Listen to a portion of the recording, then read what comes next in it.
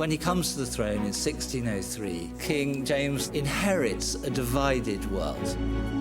He had to bring together the Puritan and the royal, the rich and the clear. One way to do that was to make a new Bible. This was a book which had to fuse something that feels cosmic in scale, majestic in tone, with a real intimacy.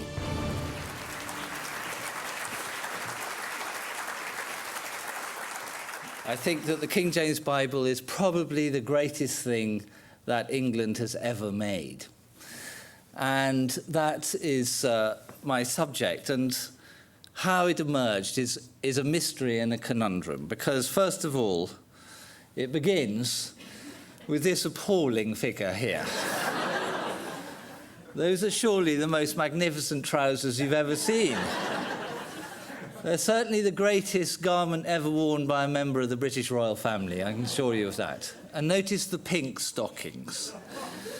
This is King James I of England, King James VI of Scotland. Often considered like that, more as a piece of furniture than a man. Ridiculous, drunk, obsessed with young men, totally incompetent as a king, profligate, unable to steer England towards any kind of happy condition. How on earth could this man have sponsored this extraordinary book? But he did, and because the reason is that there's much, much more to James than that traditional sort of cartoon of him might imply. This is him when he was still King of Scotland, a canny man, a very intelligent man, the most intelligent person ever to have sat on the English throne, not that there's much competition. Oh. Who'd had a terrible upbringing in Scotland. He'd been kidnapped by a set of brutal lords. He'd been lectured by ferocious Presbyterian ministers.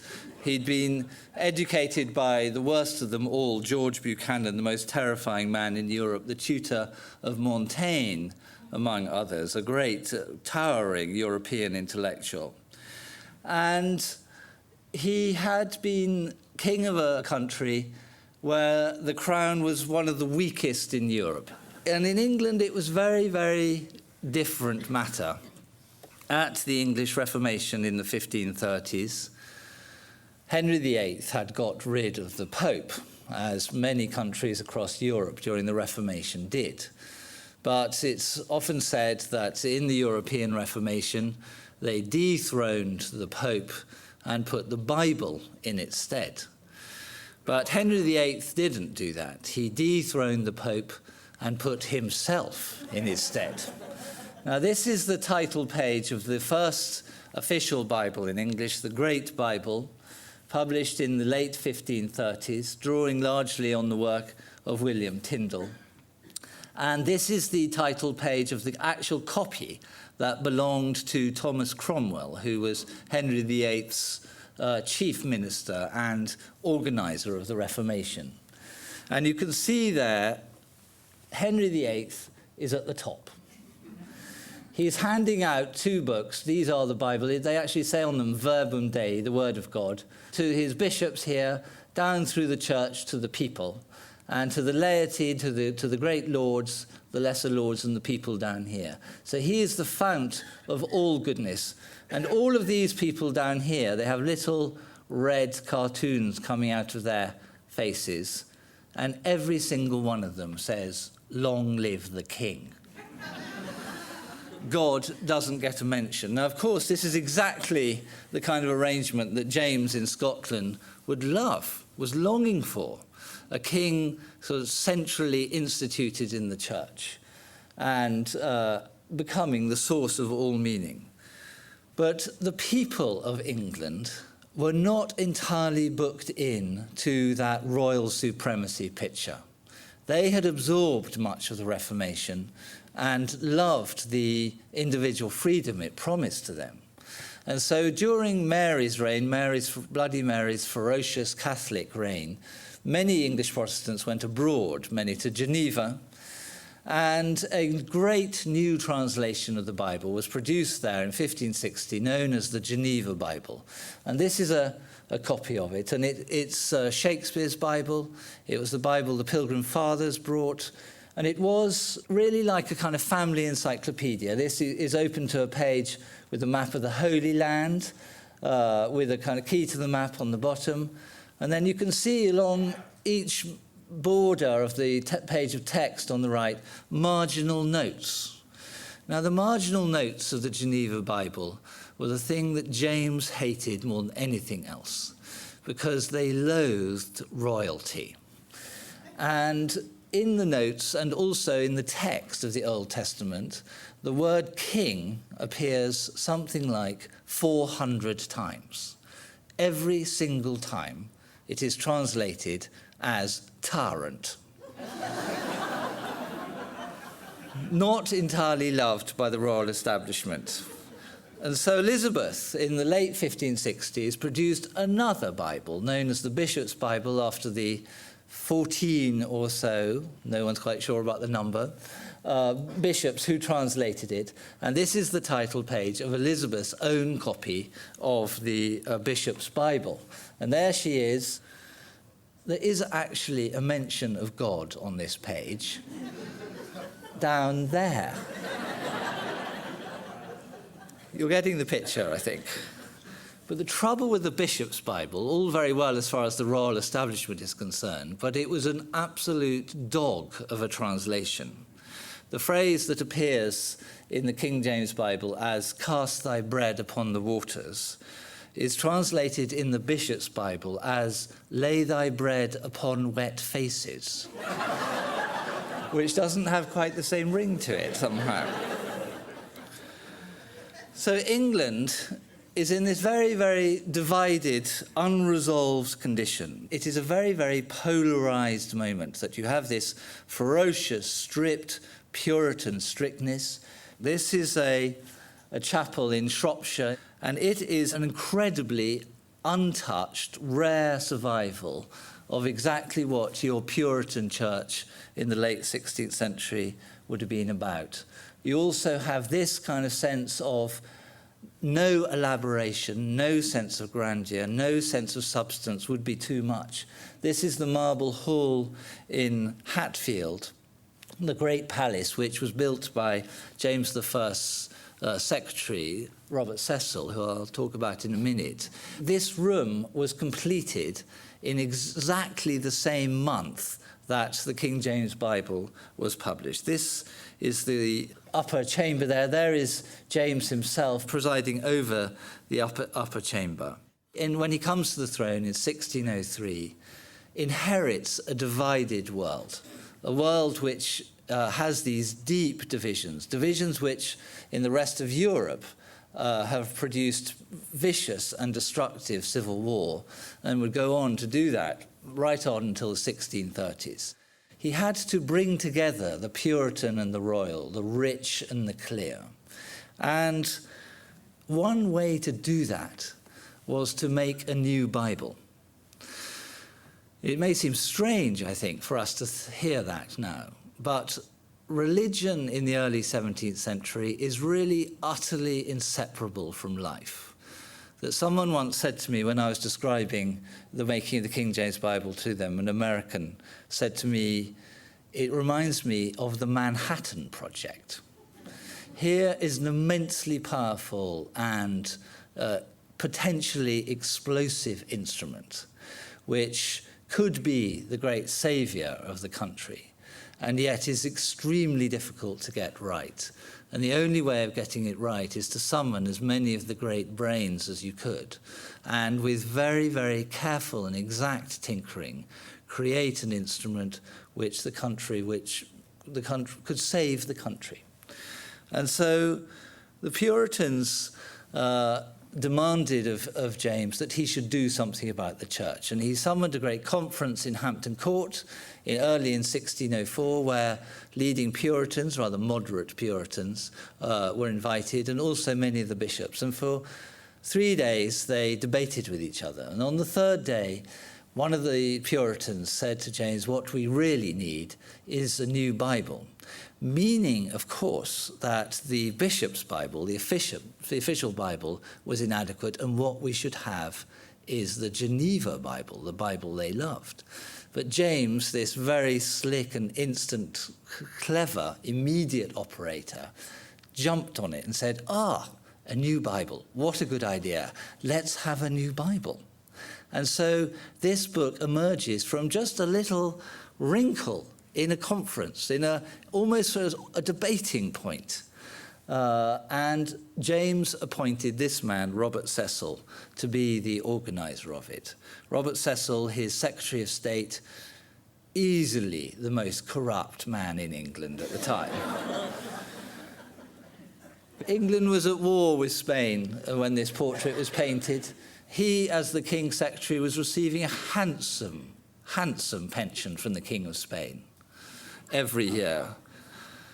But he was also a brilliant organizer, and he got together the leading brains of the country, 54 of them, and organized them into 6 different committees or companies. He was helped by his companion in arms, this man who was then Bishop of London, soon to become Archbishop of Canterbury, Richard Bancroft, a wild man from the north of England, from Cumbria. I don't know if you know in Cumbria, but they love a bit of wrestling in Cumbria. And Richard Bancroft, even as Archbishop of Canterbury, used to wrestle people as they came in the front door of Lambeth Palace. So you have this very good crew, the tough man and the slick operator, the persuader and the enforcer. And they arranged the 6 committees in the most careful bureaucratic way. And each of these committees, given very precise, 14 precise instructions written out by Bancroft, each of the committees was to take its chunk. And each member of the committee, 8 of the scholars and the 9th as the director, each of them were instructed to take away their whole chunk of the Bible, the whole Pentateuch, whatever it might be, and to translate that on their own, without conferring. And so the idea was you had these 54 theoretically brilliant men, very well versed in ancient and modern languages, and set them as a very wide mouth to the net, so that as wide as possible a take could be made on what the first decade of the 17th century thought the Bible should be. Then each of the members of the committee would come to a meeting of that committee and read out what he suggested, and they would agree verse by verse on what their translation would be.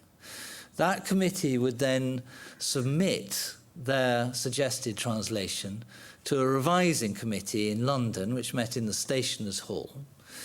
And at the Stationers' Hall, there was no written text visible to the revising committee. The committee sat round, and one person had the suggested text on his knee and read it out aloud to the other members of the committee, so that the only editorial instrument at work was the ear. The ear, presumably attached to a mind, but the eye, the reading eye, played no part in it, because this was a Bible which was to be read out in churches, as it says in on the frontispiece of the Bible when it was printed. And so if it didn't appeal to the ear, if it wasn't intelligible to the ear, and if it wasn't memorable through the ear, it wasn't any good. And so what you have this highly elaborate and sophisticated mechanism by which you get a big intake, and then through filter after filter after filter, you arrive at something which will work theologically, orally, for the ear, and politically. This was a book which had to both embody the majesty of kingliness, of godly kingliness, and be totally accessible to the people of England. This was the leading translator, another superbly corrupt individual called Lancelot Andrews, a sort of marvellous, terrible man, but also a great, great writer. I mean, one of the great writers of the century. This is George Abbot, a translator, later became Archbishop of Canterbury. In fact, the only Archbishop of Canterbury ever to have murdered a gamekeeper with a crossbow.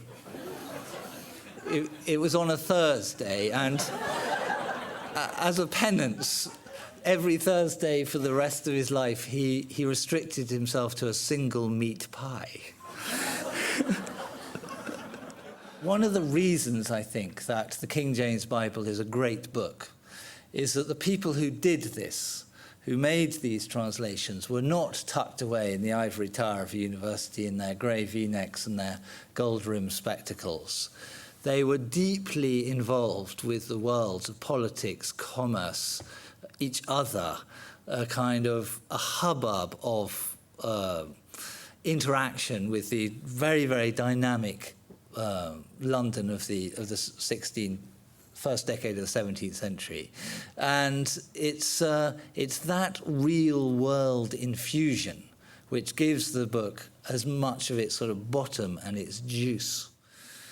Well, I think that the sort of sheer verbal effusiveness and effervescence of this language is one of the things that the King James Bible is relying on. But it has another element allied to that, and it's connected to the thing I was talking about earlier about richness and clarity, that you have this bubbling, turbulent, wordy froth coming up from below.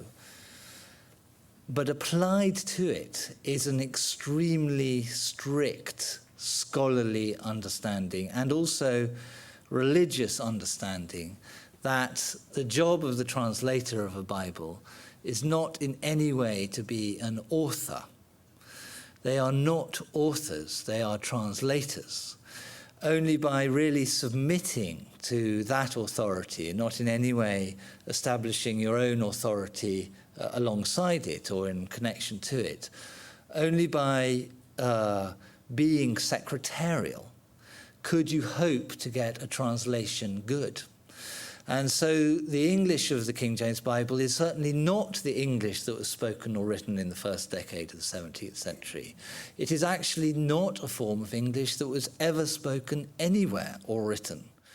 But it is actually an English pulled towards the condition of the Greek and the Hebrew.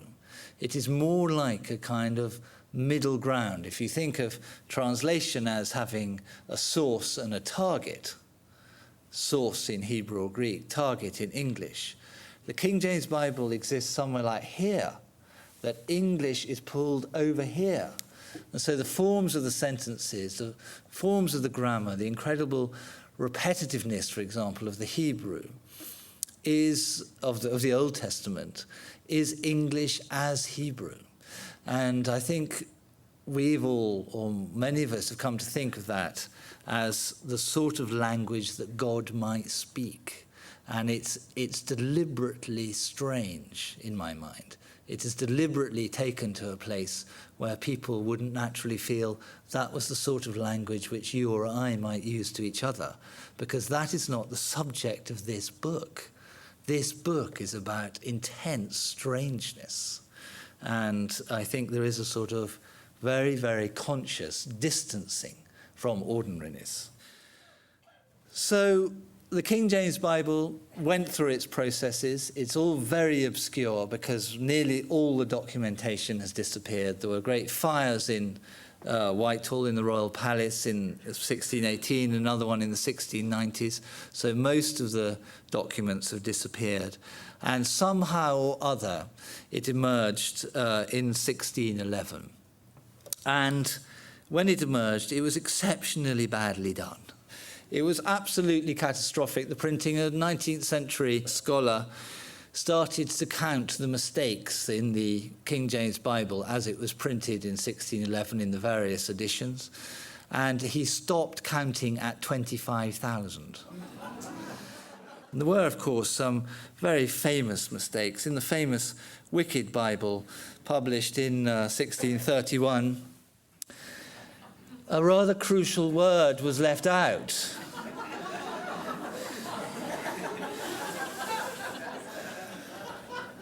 I'm told that this is the Bible that many politicians have found themselves in possession of.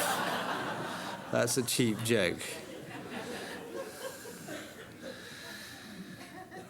Nevertheless, it was a great book, and it remains a great book, and it remained a great book from the day it was made until maybe 50 or 60 years ago. It remained the book which the whole of the English-speaking world would turn to for wisdom, for famous phrases, for just as a touchstone in life. And I think one of the ways in which one can see how good it is by comparing it to later attempts to do the same thing. So I'm going to talk about really the words of the Bible. And this is from Psalm 8, as the translators did it in 1611. When I consider the heavens, the works of thy fingers, the moon and the stars which thou hast ordained, what is man that thou art mindful of him, and the son of man that thou visitest him? For thou hast made him a little lower than the angels, and has crowned him with glory and honor. Now, I think that those few lines embody a great deal of what this book is about. The words are immensely simple, and yet those words actually do what James wanted the Bible to do. It does actually fuse something that is great, that feels cosmic in scale, with a real intimacy, with a sense that this is a set of meanings that we can all have access to. It has about it a kind of majesty that is mindful of man. And so if you then move on to an attempt to translate that made by Milton in the 1640s, what Milton wrote was, when I behold thy heavens, thy fingers' art, the moon and stars which thou so bright hast set in the pure firmament, then saith my heart, O what is man that thou rememberest yet and thinkst upon him? Or of man begot, that him thou visitest, and of him art found? Scarce to be less than gods thou madest his lot, with honour and with state thou hast him crowned. Now Milton he's having to cope with rhyme and iambic pentameter and so on, but he's reaching higher. He's reaching for something grander than the Jacobean translators were reaching for. And in doing that, falls short of where they got to. That actually, by trying to be too much, he loses that precious Jacobean amalgam of the rich and the clear, the majestic and the ordinary, which I think you can use the word, they miraculously landed on. It's drifting away into a sense of its own importance beyond this amazing communicativeness of that reading out to the listening editorial board, that desire simply to communicate meaning to the ear. And this gets worse as time goes on. There's a drift in English-speaking culture. So this, you will know, from the Nunc Dimittis, perhaps among the most famous words of the whole Bible. Lord, now lettest thou thy servant depart in peace, according to thy word. For mine eyes have seen thy salvation, which thou hast prepared before the face of all people, a light to lighten the Gentiles, and the glory of thy people Israel. All those same qualities there, and famously loved phrases through the centuries. But in the 18th century, this language started to seem inadequate. And there was an unfortunate man called the Reverend Edward Harwood, who was a minister in Bristol in the west of England. And he decided in the 1760s to do a new translation of the New Testament, in which he said he aimed to clothe the idea of the apostles with propriety and perspicuity, replacing the bald and barbarous language of the old vulgar version, that's the King James Bible, with the elegance of modern English.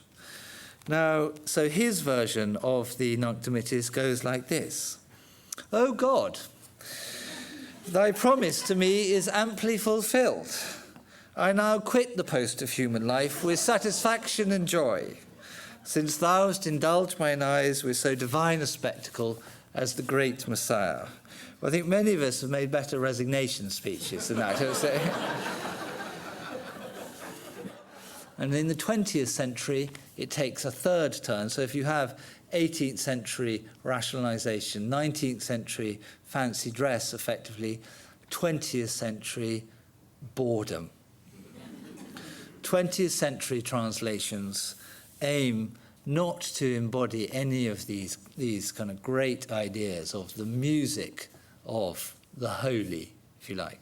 You know, none of them are interested in creating an atmosphere or conveying even a sense of mystery in what is going on, the strangeness that the scriptures address. They instead, famously as the director of the great project called the New English Bible, the worst translation ever made, which appeared in the early 60s, he said he was wanting a timeless prose in which archaism and hallowed associations were to be avoided and a sense of reality sought. Now, the sense of reality was actually a sense of total ordinariness, an idea that information was what was required. Just information, just the ordinary facts as transmitted by the most boring people who've ever lived.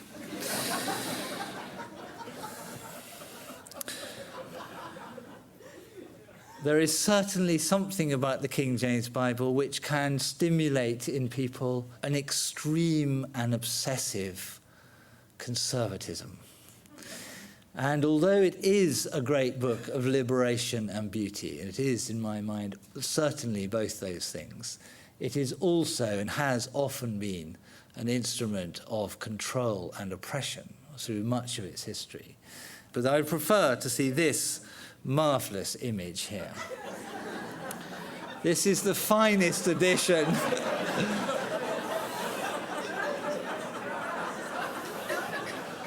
If it ain't King James, it ain't Bible. Thank you very much.